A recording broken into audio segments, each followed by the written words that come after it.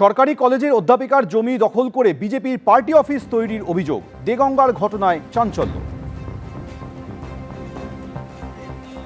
গতকাল রাত্রে বিজেপির এই মণ্ডল জিএস সুমন বিশ্বাস, বুথ সভাপতি আনন্দ সরকার, এদের নেতৃত্বে একজন সরকারি কলেজের অধ্যাপিকা মৌমিতা রায়ের জমি, যার ছাত্র আমি, তার নেতৃত্বে এই পার্টি অফিস কালকে গড়ে তোলার প্রক্রিয়া শুরু করেছে। আমি রাতেই থানায় গিয়েছিলাম, পুলিশ এসেছেন, এই অবস্থায় রয়েছে।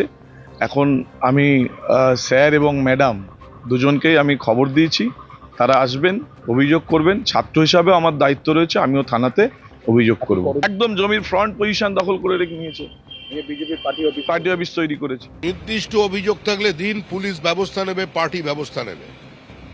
কোনো জবরদখলের রাজনীতির পক্ষে বিজেপি নয়।